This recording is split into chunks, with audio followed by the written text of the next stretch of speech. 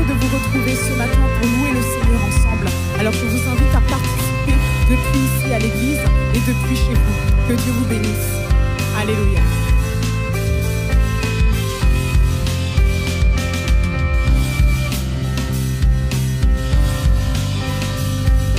Alléluia Seigneur. Nous voulons inviter le Saint-Esprit, le Seigneur Jésus à prendre toute la place au travers de notre louange.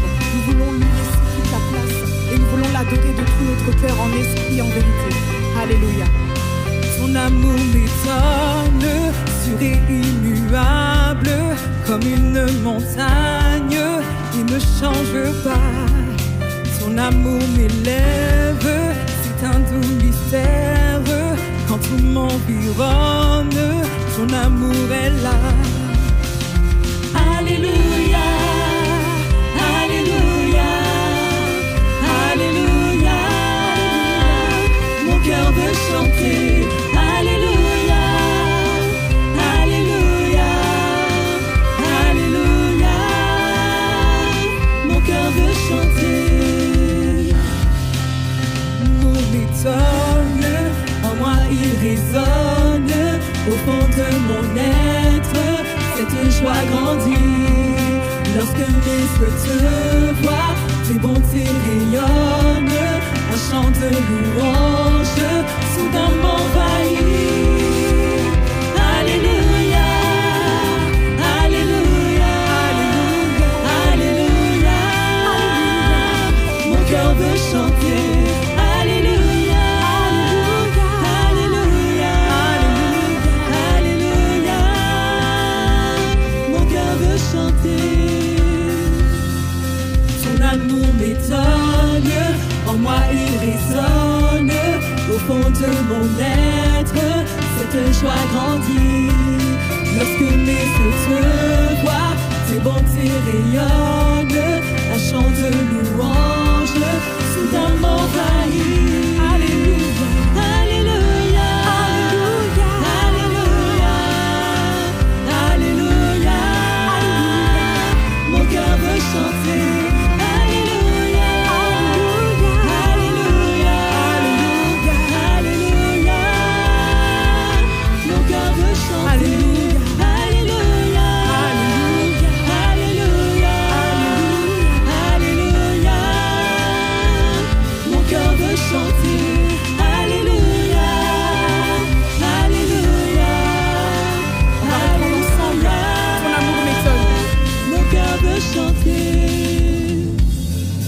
Son amour m'étonne, en moi il résonne, au fond de mon être, cette joie grandit, elle grandit. Lorsque mes yeux te voient, tes bontés rayonnent, un chant de louange soudain m'envahit. Alléluia, Alléluia, Alléluia, mon cœur veut chanter.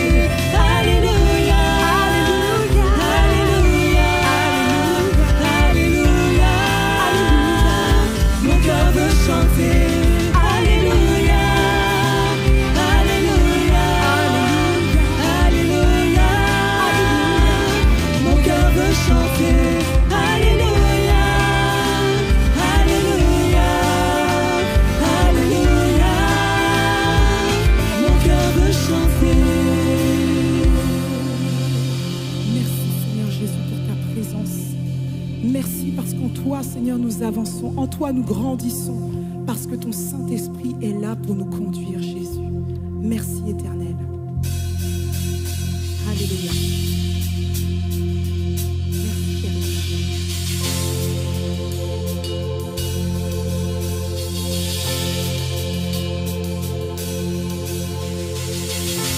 Qui suis-je pour que le roi des cieux nous recève? Perdu mais trouvé par sa grâce, son amour pour moi, son amour pour moi. Il m'a libéré, ma dette est payée, je suis enfant de Dieu, je suis à lui.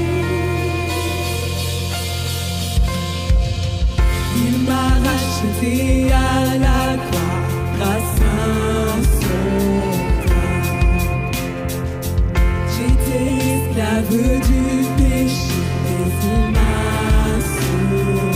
Jésus m'a sauvé. Jésus m'a sauvé. Il m'a libéré. Ma dette est payée. Je suis enfant de Dieu. Je suis à lui. Et dans sa maison. Et dans sa maison. J'ai trouvé ma place.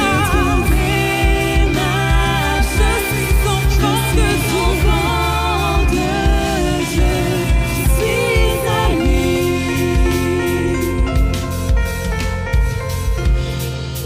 Alléluia, nous voulons proclamer ensemble que nous sommes choisis et affranchis parce qu'il nous a libérés, il a brisé toute chaîne et il a fait de nous des enfants de Dieu. Je suis choisi et affranchi. En toi, je sais qui je suis. Tu es pour moi. Tu es pour moi, pas contre moi. En toi, je sais qui je suis. Je suis choisi. Je suis choisi et affranchi. En toi, je sais qui je suis. Tu es pour moi. Tu es pour moi. Reprenons ensemble. Je suis choisi. Nous sommes choisis. Toi, je sais qui je suis. Je suis choisi. Je suis choisi et affranchi. En toi, je sais qui je suis. Tu es pour moi, Tu es pour moi, pas contre moi. En toi, je sais qui je suis. En toi je sais. En toi, je sais qui je suis. En toi je sais. En toi, je sais qui je suis. Il m'a libéré, ma dette est payée. Je suis enfant de Dieu, je suis à lui. Dans sa maison. Et dans sa maison, J'ai trouvé ma place. Grâce à toi, Jésus. ma place. Je suis enfant de Dieu, je suis à lui.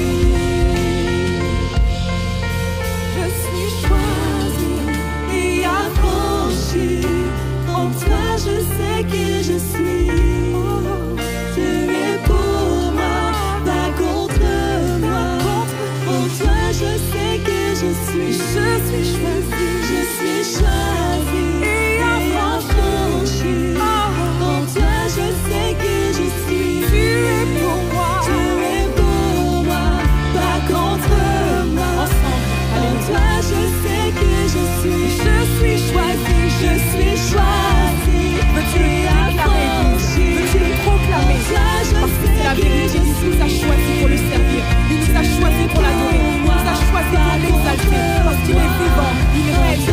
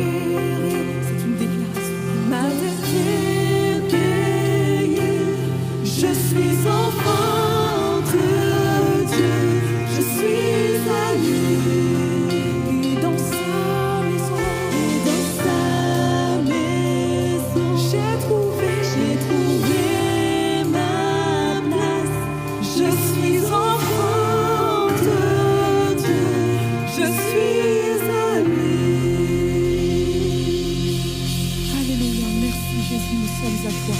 Nous te bénissons, nous te glorifions, Seigneur. Alléluia. Merci, Éternel, notre Roi, notre Seigneur et notre Sauveur. Gloire et louange à toi, Seigneur. Toi seul est digne, Seigneur. Toi seul est digne de recevoir nos louanges. Nos vies, Seigneur, t'appartiennent.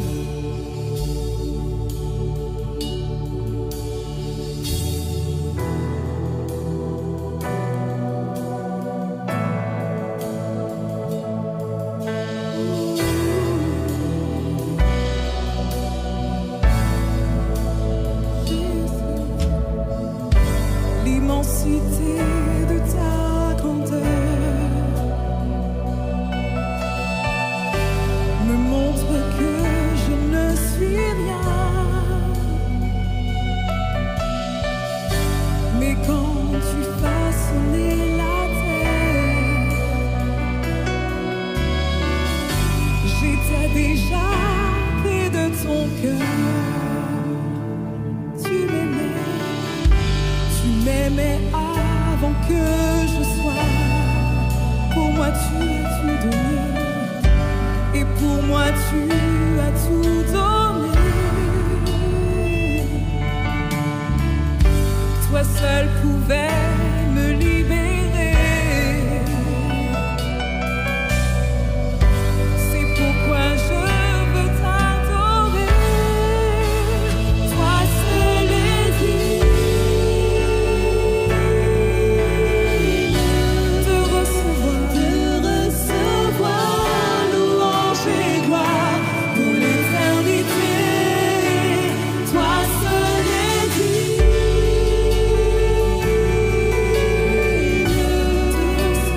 de recevoir louange et gloire pour l'éternité.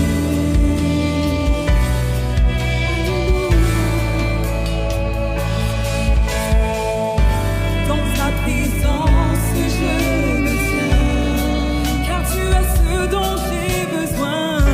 Car tu as ce dont j'ai besoin. La joie, la vie et le bonheur sont dans tes parvis, mon sauveur. Sont dans tes parvis, mon sauveur. Toi seul est digne,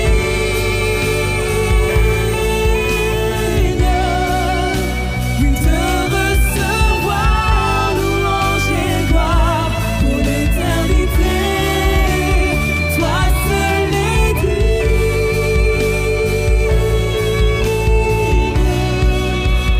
de recevoir louange et gloire. Encore une fois, toi seul est digne.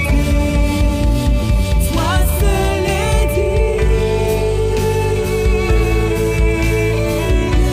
de recevoir louange et gloire pour l'éternité. Toi seul est digne. Tu es digne, Seigneur, de recevoir louange et gloire pour l'éternité. Seigneur, reçois nos louanges, Seigneur. Reçois nos adorations, Seigneur. Nous t'acclamons, nous te célébrons, nous te bénissons, car tu es notre Dieu, tu es notre Roi, notre Seigneur et notre Sauveur. Tu es celui sur qui nous pouvons compter, Jésus. Chaque jour, à chaque instant, à chaque moment, tu es là, Seigneur. Tu es là pour ton peuple, tu es là pour ton Église, tu es là pour chacun de nous, Seigneur Jésus. Et ensemble, nous formons ta maison, ton Église, Père. Merci, Jésus. Alléluia. Alléluia. Alléluia. Alléluia. Nous chantons Alléluia. Alléluia.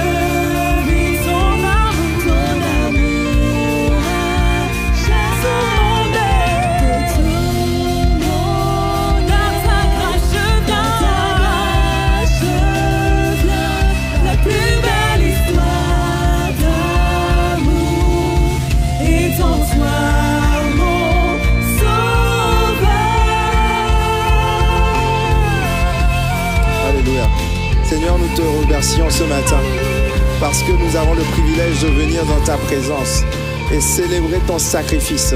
Alléluia. Nous avons le privilège de célébrer qui tu es. Nous avons le privilège de célébrer ce que tu as fait pour nous sur la croix. Seigneur, ce matin, ton Église est réunie ici et sur Internet, sur les réseaux, pour te célébrer ensemble. Alléluia.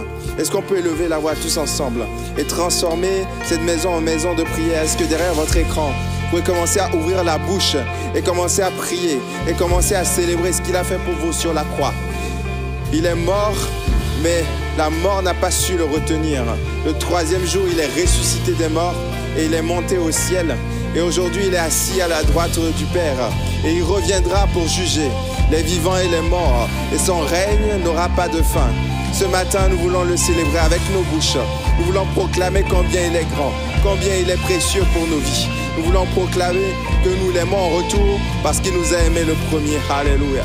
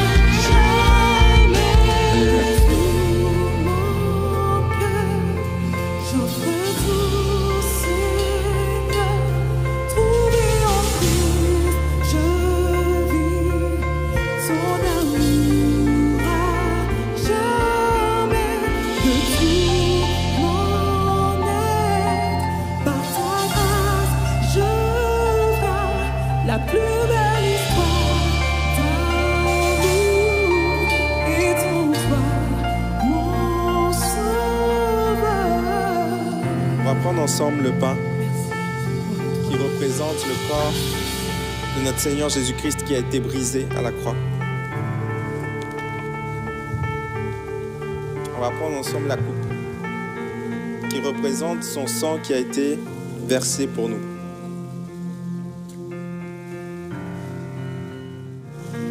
Ces symboles qui nous rappellent de façon vivide, de façon visuelle, que tu as payé le prix fort pour nous, afin que nous soyons libres, libres du péché, libres de la mort. Merci pour ton amour sans fin. Et nous voulons le célébrer ce matin. Nous voulons exprimer notre reconnaissance dans l'assemblée de tes rachetés. Viens bénir ce temps, viens bénir ce moment, viens bénir cette prédication. Et dispose-nous à pouvoir t'adorer en t'écoutant. Amen. Amen, amen. On peut applaudir le Seigneur. Alléluia. Hallelujah. Je veux débuter en ce dimanche matin par remercier tout d'abord tous nos équipiers de la vidéo, du live, du son, tout l'audiovisuel qui depuis plus d'1 an et demi déjà assurent tous ces lives. Et en ce mois d'août, on leur a donné vraiment un congé tout le mois. Donc on va faire vraiment beaucoup plus simple aujourd'hui si vous me le permettez. Mais on va croire que malgré la simplicité de cet enregistrement, le Seigneur Jésus peut vraiment toucher une vie aujourd'hui. Et je veux remercier aussi tous les équipiers de la louange, de l'adoration pour vraiment tout leur beau travail, les équipiers sanitaires, vraiment tout le monde.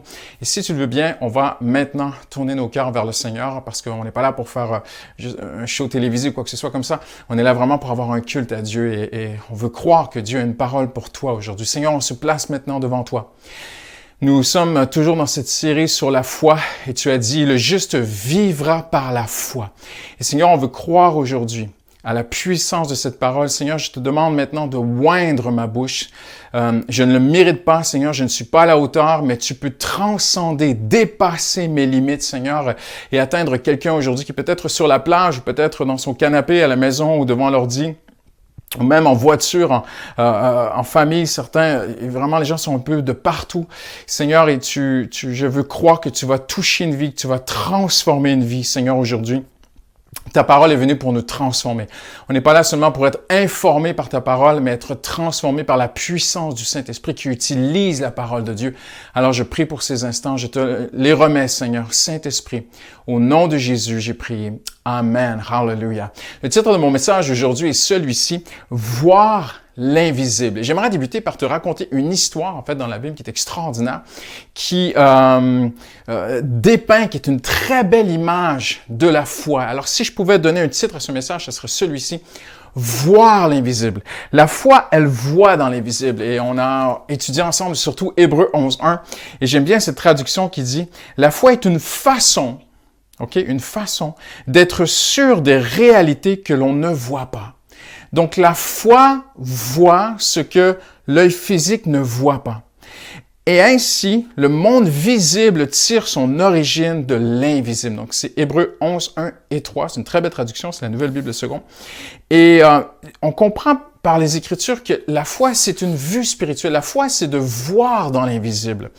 La foi, c'est notre conscience des choses de Dieu. Et c'est notre œil spirituel. J'aimerais te présenter une histoire dans l'Ancien Testament qui dépeint très bien, qui nous montre à quel point en Jésus, en tant que chrétien, tout est une question de voir. Tout est une question de... La foi, c'est une question de voir dans l'invisible. Il faut voir les promesses avant de les saisir. Et il y a cette très, très belle histoire avec Élisée. Maintenant, il faut comprendre tout d'abord que Élisée est ici une représentation, une image, si je peux le dire ainsi, de l'Église. Élie va monter au ciel, comme Jésus va monter au ciel. Élie dit à Élisée, si tu me vois monter, et c'est tellement significatif, symbolique du début de la vie chrétienne. On débute notre vie chrétienne par une révélation de Jésus qui peut être instantanée, petite, simple dans ton cœur et même progressive, mais peu importe. Tu vis un moment avec Dieu, tu donnes ton cœur à Dieu et alors que Jésus monte au ciel, ainsi Élie est monté au ciel et dit à Élisée, si tu me vois monter, regarde à quel point il est question ici encore de voir. Si tu me vois monter. Donc, le juste vivra par la foi, cet œil invisible, voir dans l'invisible. Et le manteau d'Élie tombe et Élisée prend le manteau d'Élie et ça représente l'Église. Et Élisée va faire le double, la Bible dit, des miracles qu'il a fait. Jésus n'a-t-il pas dit que ceux qui croiraient en lui feraient plus que ce qu'il lui a fait? Alors, j'aimerais que tu puisses voir dans cette histoire que Élisée peut vraiment représenter l'Église. Dans l'Ancien Testament, il y avait des hommes, même dans certains textes bibliques, on les appelait des voyants. Tu vois encore l'importance de voir. Dieu veut que tu vois dans l'invisible. Dieu peut t'aider à voir des choses que tu n'aurais jamais vues sans son aide, sans son regard, sans son discernement spirituel. Et dans l'Ancien Testament, c'était réservé à certains hommes, des prophètes par exemple. Mais dans le Nouveau Testament, ce n'est plus le cas. En Jésus-Christ, toute l'Église, tous les enfants de Dieu. Tu n'as plus besoin d'aller voir un voyant. Tu n'as plus besoin d'aller consulter quelqu'un qui va consulter Dieu pour toi. Tu peux toi-même recevoir de Dieu. Tu peux toi-même être éclairé de Dieu. Tu peux toi-même voir des choses. Le Seigneur veut te montrer aussi à toi, qui que tu sois aujourd'hui. Le Seigneur veut te donner un œil pour l'invisible. Et c'est cette très, très belle histoire. En fait, Élisée va nous montrer trois choses très, très importantes. Il va y avoir cette histoire de guerre entre Israël et la Syrie. Et le roi de Syrie voulait attaquer Israël. Donc, il avait fait des guet-apens. Il avait fait des pièges où il avait mis ses armées en embuscade, espérant qu'Israël allait passer par là pour leur tomber dessus. Et la Bible dit que Élisée le voyait à l'avance. N'est-ce pas extraordinaire? C'est écrit ceci. Le roi de Syrie était en guerre, donc c'est notre texte, c'est 2 Rois, chapitre 6, verset 8. Le roi de Syrie était en guerre avec Israël. Dans un conseil qu'il tint avec ses serviteurs, il dit « Mon camp sera à tel endroit ». Donc c'est son camp secret, c'est son pentagone, c'est son war room secret à lui. Il dit « Mais l'homme de Dieu fit dire au roi d'Israël « Attention, ne passe pas à cet endroit, car c'est là que les Syriens descendent. » Donc Élisée voyait, Élisée le savait, ça lui était révélé par Dieu. Le roi d'Israël envoya des hommes se tenir en observation à l'endroit que lui avait mentionné et signalé l'homme de Dieu. Cela ne se produisit, pas seulement 1 ou 2 fois, si bien que le roi de Syrie en fut troublé et il dit à ses généraux, à ses plus proches, à ses hommes de confiance, il dit, mais qui est le traître parmi nous qui va dire au roi d'Israël nos secrets militaires? Et on dit au roi de Syrie, Non, nous, on est loyal. Mais il y a un homme en Israël qui sait ce que tu dis dans ta chambre à coucher. Et le roi de Syrie est bouleversé. Alors, il envoie une armée, on pourrait dire un peloton. Il trouve où habite, où se situe Élisée. Il envoie un peloton encercler le village. Et alors que cet homme est là, Élisée, avec son serviteur Géasi, le matin se lève. Géasi sort du village pour probablement peut-être aller chercher de l'eau. Et il arrive face à face avec une armée qui a encerclé le village. L'armée de Syrie vient oppresser le serviteur de Dieu. Alors il va voir, Géasi va voir Élisée et lui dit, « Maître, nous sommes encerclés, qu'est-ce qu'on va faire? » Et Élisée lui dit ceci, il lui dit, « Ceux qui sont avec nous sont plus nombreux. » Mais Géasi ne les voit pas. Regardez encore à quel point il est important de voir spirituellement. Alors il va prier, il dit, « Seigneur, ouvre ses yeux afin qu'il voie. » Les yeux de Géasi s'ouvrent. Et le serviteur d'Élisée voit ce que Élisée, son maître, voit. Il voit les armées d'Israël qui entourent aussi Élisée. C'est très, très beau parce que c'est écrit que les armées du Seigneur entouraient Élisée. Et les armées du Seigneur, Élisée, ça représente l'Église. Les armées du Seigneur t'entourent toi, entourent l'Église, protègent son Église. On ne touche pas à l'Église de Dieu comme ça. Et il vit la montagne pleine de chevaux et de chars de feu tout autour d'Élisée. Donc, Élisée est encerclé par l'ennemi, mais l'ennemi est encerclé par les armées de Dieu. Et ça ne finit pas là. Élisée va sortir, il va aller vers eux, et il va leur dire, il va demander à Dieu que Dieu leur ferme les yeux. Tu vois encore l'importance de voir et de ne pas voir. Et il va avoir autorité et toute l'armée vont devenir aveugles. Élisée va les conduire à la capitale, Samarie, où est le roi, son roi, le roi d'Israël. Ils vont entrer dans la ville. Et une fois dans la ville, il va dire, Seigneur, ouvre leurs yeux.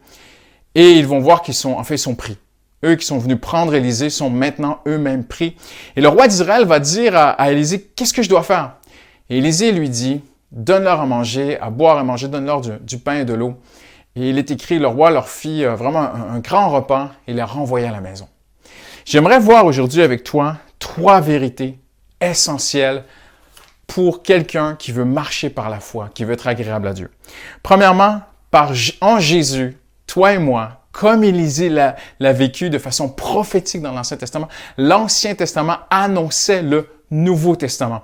La vie d'Élisée ici annonce la vie de l'Église. Une Église remplie du Saint-Esprit, une Église qui voit dans l'invisible, mais aussi toi personnellement. Le Seigneur veut t'aider, le Seigneur veut te guider, le Seigneur veut te diriger. Il veut t'aider à voir 3 choses. Premièrement, la foi voit la menace secrète. Élisée a averti le roi des guet-apens secrets. C'est très particulier ici comme combat militaire, parce que si tu vas étudier un peu l'Ancien Testament, c'est très, très rare que l'on va voir que, en fait, l'ennemi se cache. Souvent, il venait se placer en ordre de bataille et il s'affrontait, c'était frontal, c'était ouvert, ce n'était pas caché. Ici, le roi de Syrie utilise une stratégie militaire qui vraiment est très, très rare dans la Bible. Il met des guet-apens, il veut piéger Israël, il veut cacher ses armées, il attend que les armées d'Israël passent par là pour leur tomber dessus.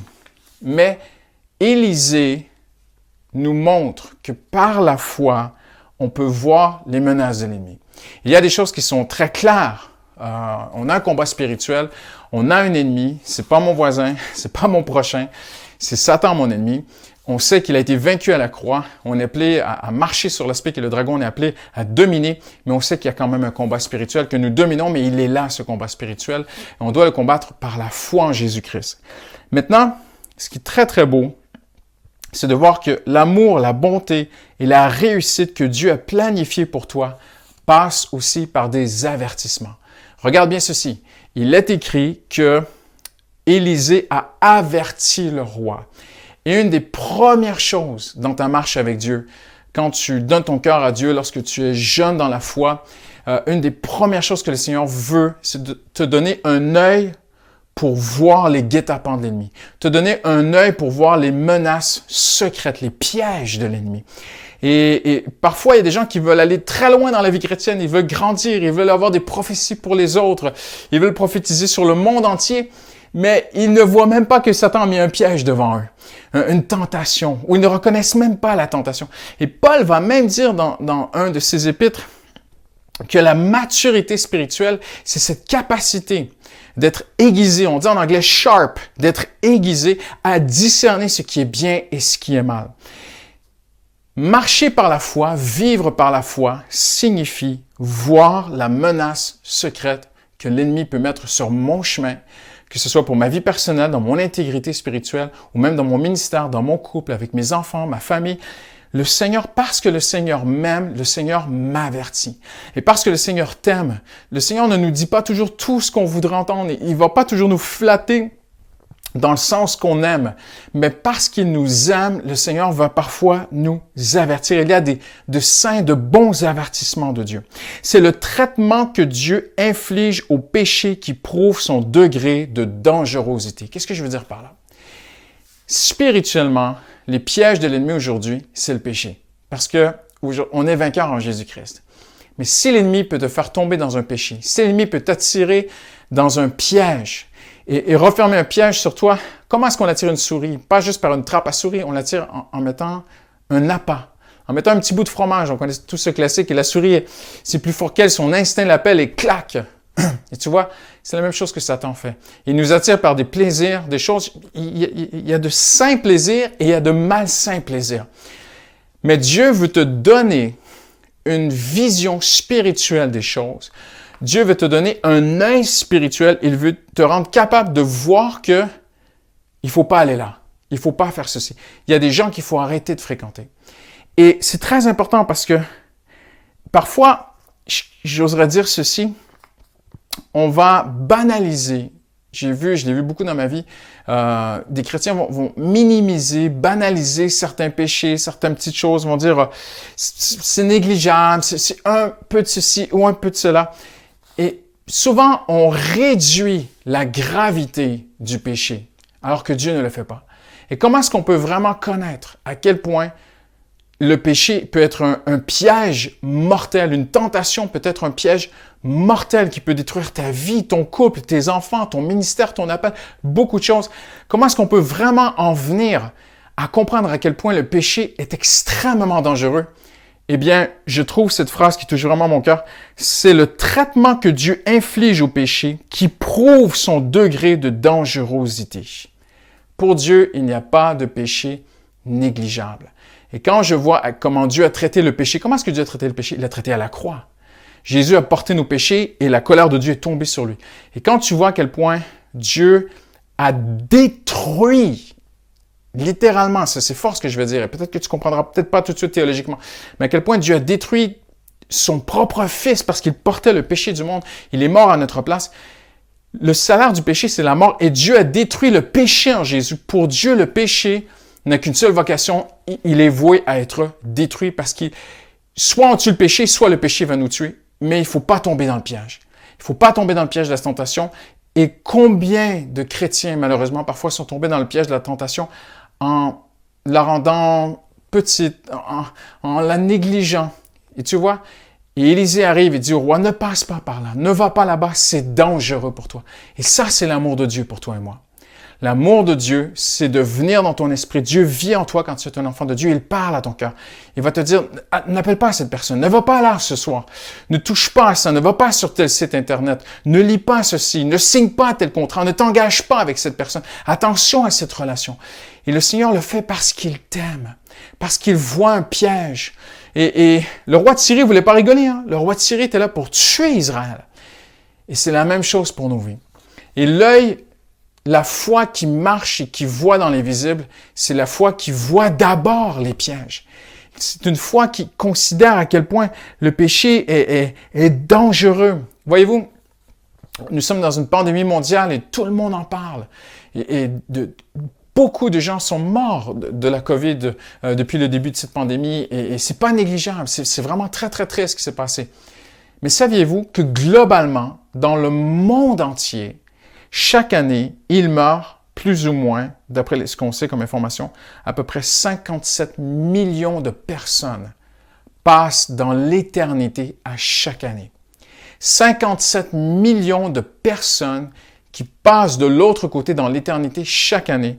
Ça voudrait dire à peu près, c'est comme si à tous les 2 mois et demi, toute l'île de France mourait. Et on recommence. Et 5 fois par année, tous les habitants, les 12 millions de personnes de l'Île-de-France seraient complètement rasés.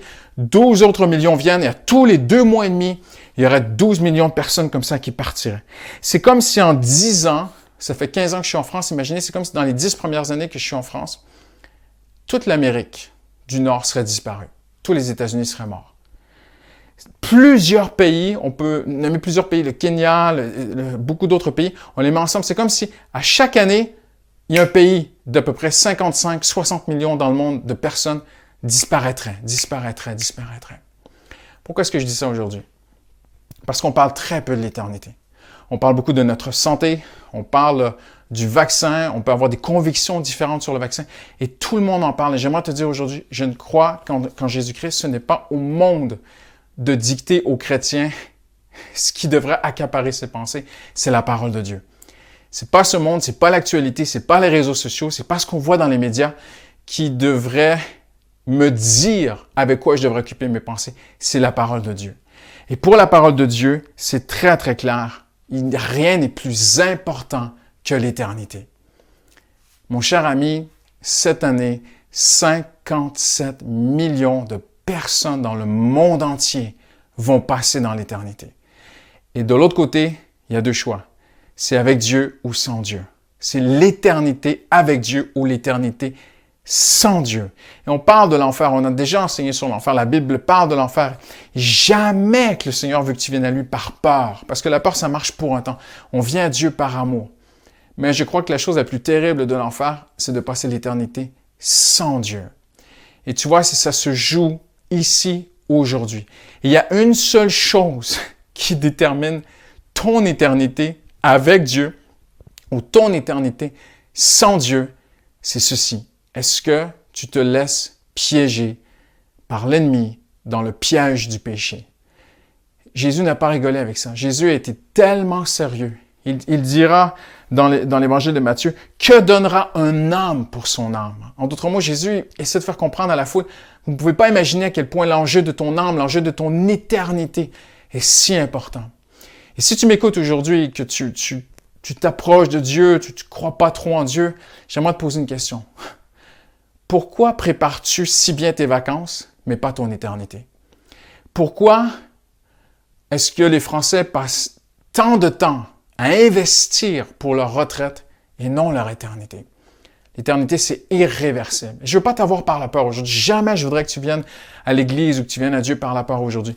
Mais je sais une chose, c'est que l'éternité est déterminée par on a une certaine liberté en Jésus-Christ et une certaine liberté, en tant qu'être humain, de venir à Jésus ou de vivre sans Jésus, de croire que Jésus est mort pour tes péchés, mais après aussi de vouloir vivre en nouveauté de vie, de vouloir vivre dans une vie de sainteté, d'avoir un cœur en tant que chrétien qui dit « Seigneur, montre-moi les pièges de l'ennemi.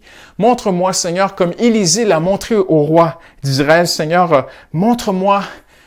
Est-ce qu'il y a quelque chose que l'ennemi, est-ce qu'il y a un passage, est-ce que je vais passer par quelque part dans ma vie où je pourrais être piégé, tomber dans le péché et que ça pourrait me détruire et même affecter mon éternité? Tu peux le demander à Dieu. Et tu vois, en tant que pasteur, même je discutais avec des gens dernièrement, j'aimerais dire ceci. J'ai vu trop de vies détruites par le péché, trop de couples, trop de familles, des familles complètement détruites parce qu'un père de famille s'est laissé piéger par l'ennemi. Alors peut-être que le Saint-Esprit l'avait averti. Ne va pas là, fais attention, ne touche pas à ça. Ne va pas boire un verre avec cette collègue. Et il y a tellement, et tu vois, regarde comment Paul est explicite et clair dans ses épîtres sur la vie de sainteté. Il les nomme, les péchés. J'ai même pas besoin de les nommer aujourd'hui. Le Saint-Esprit peut toucher quelque chose dans ta vie, te dire, fais attention. Ça peut être même quelque chose de simple comme la haine, la rancune, de nourrir quelque chose comme ça. C'est comme, ça va te gangréner, ça va te tuer à l'intérieur. Combien de familles, combien de ministères ont été détruits. Et j'oserais même dire, même parfois des églises à cause du péché. Ça fait tellement de mal. Et Dieu t'aime, Dieu m'aime. Et le Seigneur vient aujourd'hui, comme il l'a fait, comme Élisée l'a fait pour le roi d'Israël, Ainsi, l'Église le fait pour la société, mais le Saint-Esprit aussi le fait pour nous, dans notre cœur, dans notre vie. Et parfois, Dieu envoie quelqu'un sur ton chemin pour te dire, attention, ne va pas là. Tu vas te faire mal, ça va détruire ta vie. Et ça, c'est tellement important. Qui ne fixe pas la tentation quand il la voit, verra sa vue spirituelle préservée. La tentation, ça commence souvent avec l'œil. Mais c'est intéressant parce que le discernement spirituel, la vue spirituelle, marcher par la foi, c'est aussi une question d'œil spirituel. Et on ne peut pas avoir les deux. En tant que chrétien, on ne peut pas avoir un œil pour le péché et un œil pour Dieu. On ne peut pas avoir une vue sur le péché et une vue sur les dons spirituels. C'est impossible. Voyez-vous, à un moment donné, il faut que tu fasses un choix dans ta vie. Je ne veux plus regarder. Pense à la femme de Lot. Vous connaissez l'histoire de Lot. La Bible dit, alors que Sodome et Gomorrhe allaient être détruits par le feu, et que l'ange a sauvé la famille de Lot, la femme de Lot, parce qu'elle aimait dans son cœur Sodome et Gomorrhe, elle s'est retournée. Et parce qu'elle a voulu regarder, elle a été transformée en statue de sel. C'est une image puissante qui signifie quelque chose de spirituel pour toi et pour moi aujourd'hui, dans notre cœur de façon spirituelle. Si j'ai un œil pour le péché, eh bien, il va arriver quelque chose dans ma vie. Il y a une mort qui vient. Parce que la Bible dit, le salaire du péché, c'est la mort. Mais la mort de tout, en fait.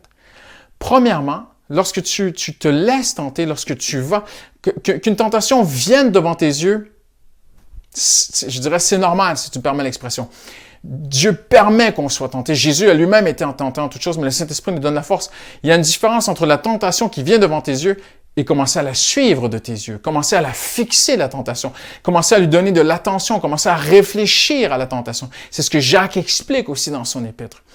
Et lorsqu'un chrétien se laisse aller à regarder, à réfléchir, à convoiter, eh bien, c'est sa vue spirituelle qui va s'arrêter.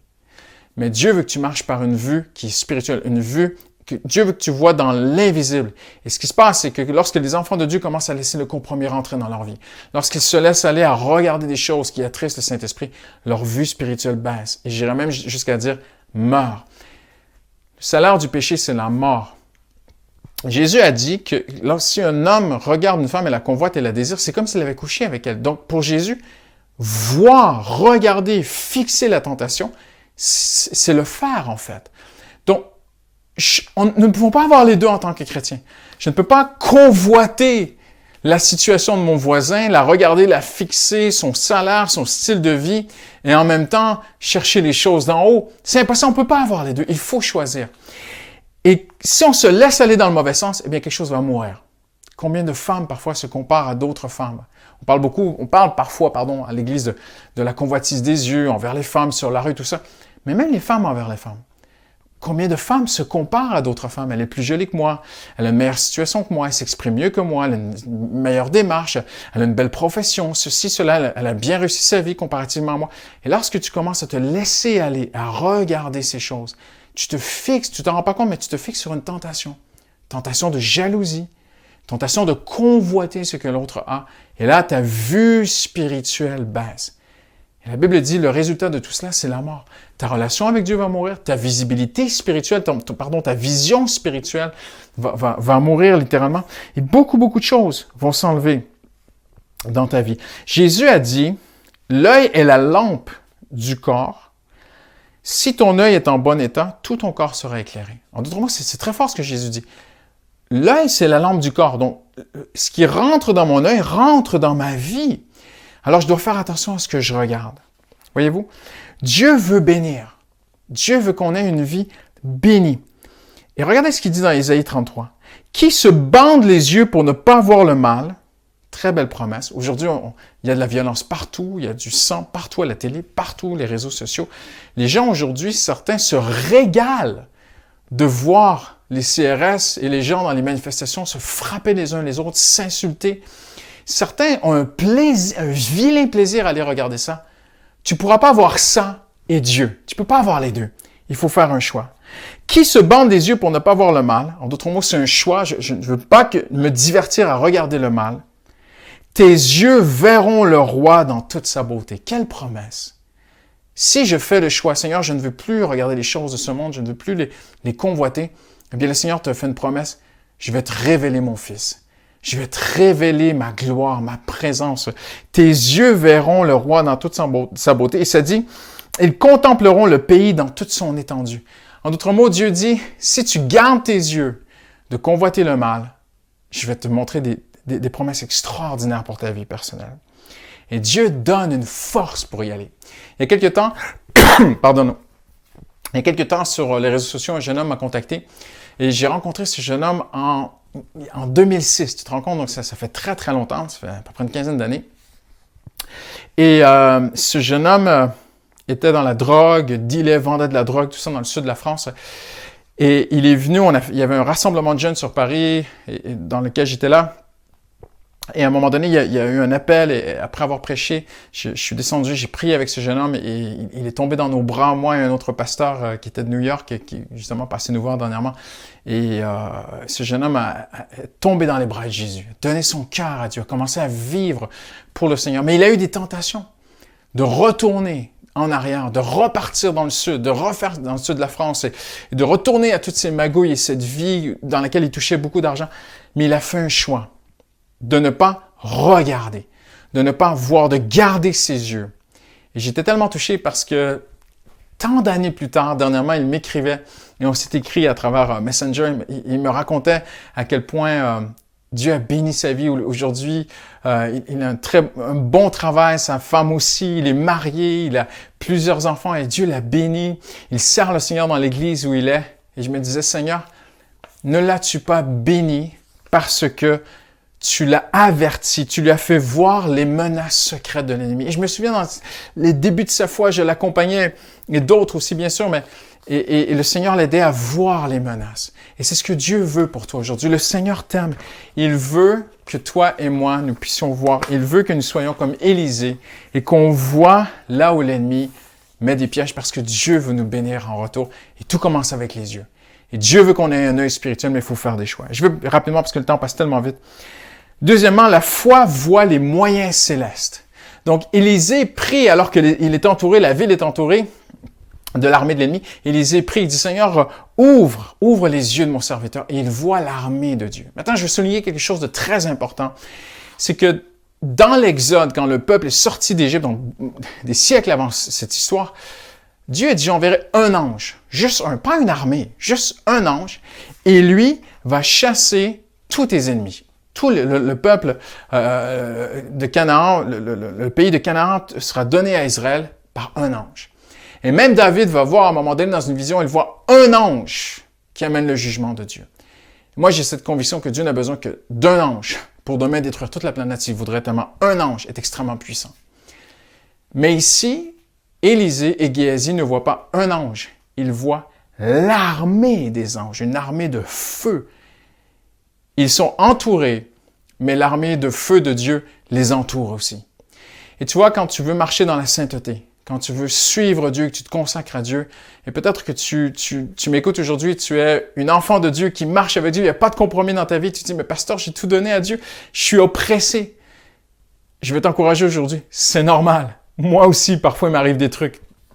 Moi aussi, parfois, j'ai l'impression qu'alors que je sers le Seigneur, alors que je veux simplement vivre et lui être agréable et je fais de mon mieux pour vivre dans l'intégrité, eh bien, l'ennemi vient m'oppresser. Et ça arrive des moments d'oppression. Ça arrive des moments où on se sent cerné. Ça arrive des moments où on se sent encerclé, où on ne sait plus où se tourner. Il n'y a pas de fuite. Ils étaient reculés contre le mur. Ils étaient encerclés. On ne peut pas s'en sortir. Et Dieu ouvre les yeux et dit, attends, ceux qui sont avec toi sont plus nombreux que tes ennemis. Et ça, c'est une très, très belle promesse. Marcher par la foi demande aussi qu'on puisse avoir cette révélation, que Dieu nous ouvre les yeux. On a besoin, comme Géasi, que le Seigneur nous ouvre les yeux et que l'on voit. Il y a une issue à cette situation. Et peut-être que tu ne connais pas aujourd'hui comment tu pourrais t'en sortir, mais si ta vie est en règle avec Dieu, s'il n'y a pas de compromis, et même si tu t'es mis dedans, même si toi-même tu as tombé, chuté peut-être dans le péché, et tu dis, je me suis mis dedans, pasteur, et il y a des conséquences que peut-être tu devras subir, peut-être des conséquences légales parfois. Mais globalement, le Seigneur veut ton bien, le Seigneur veut te bénir, le Seigneur veut t'aider à t'en sortir, le Seigneur veut même t'aider parfois à réparer les choses que nous-mêmes, on a pu détruire. On a tous fait des erreurs, j'ai fait des erreurs. Et le Seigneur m'a aidé parfois même à réparer mes erreurs, tu vois. Le Seigneur a un chemin pour toi. Il faut se placer devant Dieu et croire. Seigneur, alors que je suis oppressé, alors que je suis encerclé, je veux simplement croire, Seigneur, que tu peux ouvrir mes yeux et me montrer la voie, me montrer le chemin de Dieu. Paul dit, nous avons la pensée de Christ. Paul parle aux Corinthiens d'avoir la pensée de Dieu. Avoir le plan de Dieu, c'est avoir la stratégie de Dieu, c'est avoir l'idée de Dieu. Et la Bible dit que pour toute tentation qui est devant nous, le Seigneur a déjà prévu un moyen de s'en sortir. Le Seigneur avait prévu un moyen pour Élisée, pour Géasi, le Seigneur a déjà prévu un moyen pour toi et moi. Et il est écrit aussi que tout concourt au bien et tout s'imbrique ensemble pour notre bien. C'est ça que l'apôtre Paul dit. Tout concourt au bien, tout travaille ensemble au bien de ceux qui aiment Dieu. J'aimerais t'encourager aujourd'hui par cette pensée. La foi voit aussi les moyens célestes. On a des moyens célestes. On a peut-être très peu de moyens humains, moyens financiers peut-être très limités. Peut-être même dans tes talents, tes dons, dans qui tu es, tu te dis, mais qui suis-je pour que Dieu se serve de moi? Si tu es à la place que Dieu voulait pour toi, si tu es dans sa volonté et si ton cœur est bien disposé avec humilité juste à le servir, sois fidèle, fais confiance au Seigneur. Géasi n'a pas demandé à être là, Élisée n'a pas demandé. C'est parce que Élisée servait le Seigneur qu'il est encerclé. Et parfois, dans notre fidélité, on se retrouve complètement encerclé. Mais puisse le Seigneur nous ouvrir les yeux. La foi voit les moyens célestes. Et troisièmement, en terminant, la foi voit avec miséricorde. Et c'est une très, très belle pensée en terminant. C'est que lorsque Élisée conduit l'armée de l'ennemi dans la ville de Samarie et que leurs yeux s'ouvrent, il dit au roi, donne-leur à manger et renvoie-les. En d'autres mots, ça, c'est le top. Ça, ici, on boucle l'Évangile. On ne peut pas aller plus loin. On est arrivé au bout de l'Évangile. Aimez vos ennemis. Priez pour ceux qui vous persécutent. Faites du bien à ceux qui vous font du mal. Bénissez ceux qui vous maudissent. Et tous les enseignements que Jésus a lui-même vécu en exemple à la croix. Et en terminant aujourd'hui, la foi voit avec miséricorde. La foi, c'est la capacité de voir que la personne qui est devant moi et peut-être avec qui tu peux avoir un conflit ou qui te fait des problèmes ou qui que ce soit, même si ce n'est pas un chrétien, aucun être humain n'est mon ennemi. Mon ennemi, c'est le diable, il était vaincu à la croix. Mais la foi, elle voit avec miséricorde. Et c'est tellement prophétique ce que Élisée va faire. Donne-leur à manger. Bénis tes ennemis, roi d'Israël. Il leur fit un grand repas. Ils repartirent. Et la Bible dit, et à partir de ce moment-là, il y a eu une paix. Et tu vois, pour moi, c'est très important. À lui seul, Élisée a été plus fort que ses ennemis. Et quand on aime nos ennemis, en fait, on est plus fort qu'eux. Quand on a de l'amour, quand on fait du bien à ceux qui nous font du mal, même si ça fait très, très, très mal à l'intérieur, même si ça coûte très, très cher, il y a quelque chose, c'est que le Seigneur est en train de te rendre plus fort. C'est celui qui aime qui est le plus fort. C'est celui qui est miséricordieux qui est le plus fort. Le sommet de la foi, c'est l'amour qui espère et qui sème la paix. L'important, c'est pas de gagner contre l'autre, c'est pas de gagner ton point. L'important, c'est que vienne la paix. Oui, peut-être, il faut pas faire de compromis avec nos valeurs, je peux comprendre ces choses-là.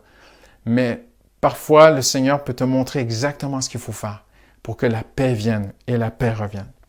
Alors, en terminant, comment est-ce qu'on peut vraiment vivre et dans cette vue spirituelle? Comment est-ce qu'on peut vivre par la foi d'une foi qui voit l'invisible? Bien, je voudrais être très, très simple en terminant aujourd'hui, c'est par humilité. Regardez ce que Dieu dit.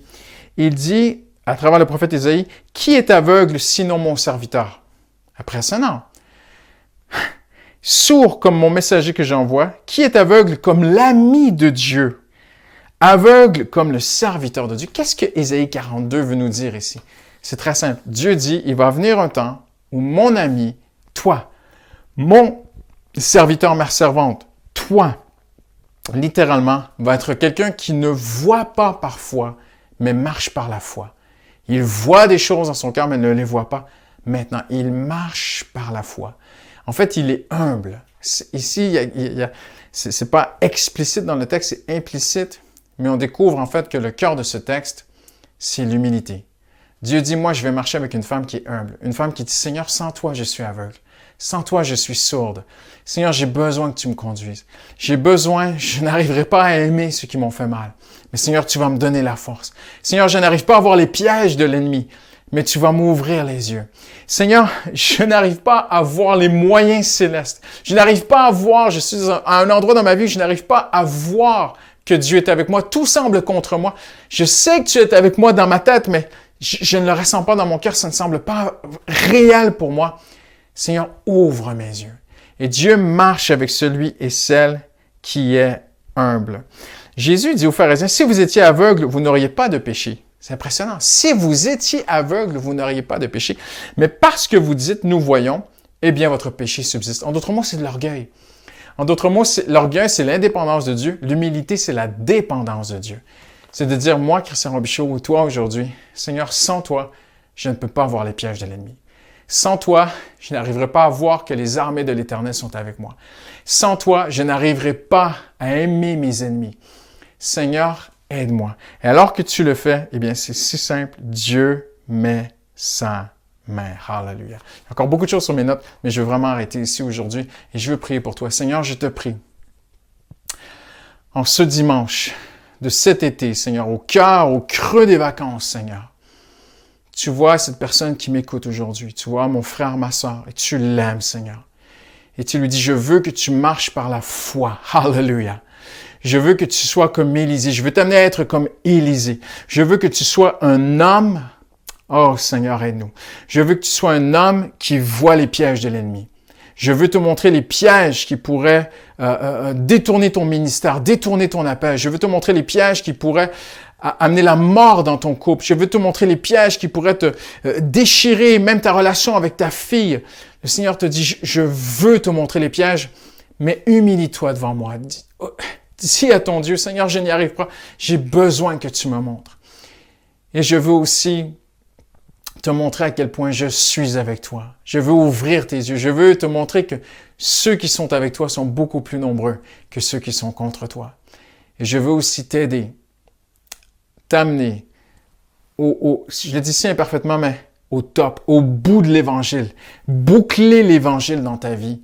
Te donner la force d'aimer ceux que tu ne peux pas aimer. N'essaie pas par tes forces, ne fais pas de forcing dans ta chair ou par tes moyens humains, mais viens à moi, fais-moi confiance, approche-toi de moi. Et moi, je vais te donner la force d'aimer ceux que tu ne peux pas aimer, dit le Seigneur. Au nom de Jésus, j'ai prié. Amen. Hallelujah. Je te souhaite un très beau dimanche aujourd'hui.